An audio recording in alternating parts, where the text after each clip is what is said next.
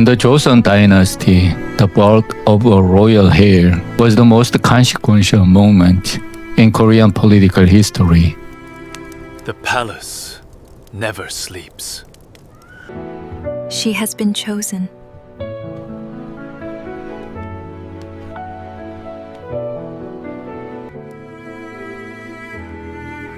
원자 아기씨께서 탄생하셨습니다. The royal physician said he is strong. Yes, a blessing to Joseon.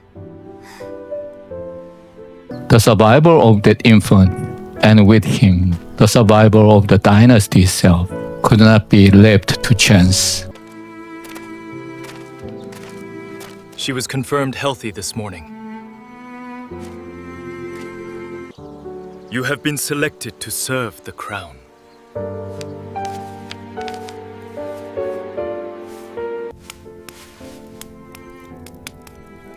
We have no choice.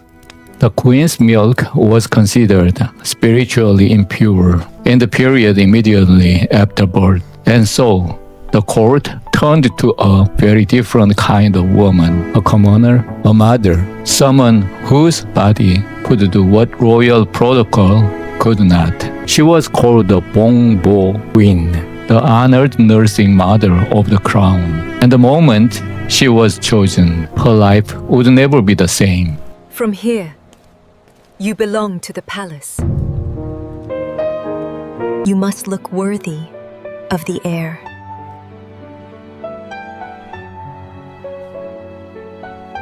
The selection process was rigorous and cold. Physicians evaluated candidates on health, He is now in your care. milk quality, moral character, and family background. The woman chosen had no right to refuse. Refusal was not a concept the palace entertained. She would leave her own child behind, often in the care of family members Physician is pleased. who themselves were struggling to survive. The historical record does not speak uniformly about what happened to those children. In some documented cases, The heir slept well last night.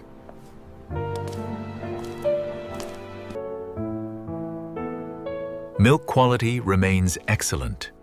the separation caused lasting harm. In others, the family managed it. What the record makes clear is that the cost was real and that the palace never formally acknowledged it. The empire called her appointment an honor to her family. What it cost her family was not its concern. Inside the palace, the Bong-bo-buin occupied. We purify this vessel of the royal bloodline. May she be cleansed of all impurities, visible and invisible. 다른 건 안 된다. 적힌 대로만 해라. The morning feeding is complete. The morning feeding is complete. Third day of nursing Ko-hyun. The heir is in good health. A strange and contradictory position. She was treated with ceremonial reverence, given the clothing, regular medical attention, carefully controlled meals. The palace understood that her body was an instrument of state, but she was also watched, monitored, restricted. She could not leave the palace grounds. She could not freely contact her family. In many accounts, months passed before she received any word of her own child. He is growing. The bond she formed with the royal infant was real, undeniable. The records show that many wet nurses By decree of the court, you are awarded the title of Bong-bo-buin. wept when their service period ended, not only from relief, but from a grief they were not permitted to name.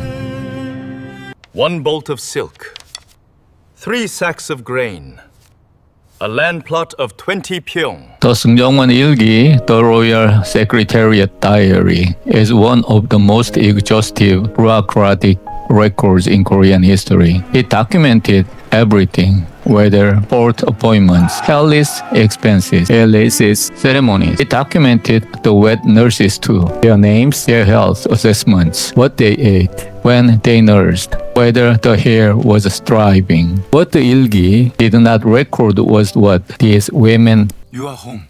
felt, what they sacrificed, whether their own children lived or died while they were locked inside those palace walls. It is enough for the winter.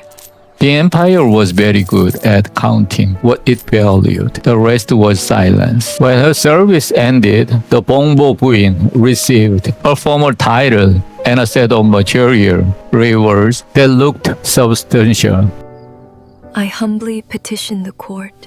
On paper, silk, grain, a small plot of land. In some cases, The court has no provision for this. the court extended additional privileges, land grants of greater size, or access to state resources. But the title carried no guaranteed ongoing stipend. They say the king grows tall and strong. It seems only you have nothing to show for it. No universal pension structure existed for former wet nurses as a class. What a woman received after her service depended heavily on the reign, the political climate, and the advocate, if any, she had within the court. For some, the honors were enough to sustain a stable life. For others, documented in the Seungjeongwon Ilgi, the one-time rewards ran out, and once they did, the palace had no standing mechanism to help. She petitioned twice, both times rejected. The gate had closed, and the court's memory was short. The title of Bong-bo-buin gave these women status they could not always spend, social recognition without guaranteed material foundation. Some of them we have names for. Some of them, bolder, nothing. Historians studying the Seungjeongwon Ilgi have identified petitions from former wet nurses asking for assistance, for grain, for medical help in old age. Not all petitions ended in rejection, but the records show a recurring pattern. Women who had served the throne with their bodies, appealing to a bureaucracy that had no standardized provision for their welfare once their service had ended. The court that tracked every meal they ate while nursing their hair operated without a consistent system to support them afterward. Whether that was oversight or indifference, the outcome for many was the same. I serve the heir. I ask only for grain enough to last the season. File it with the others.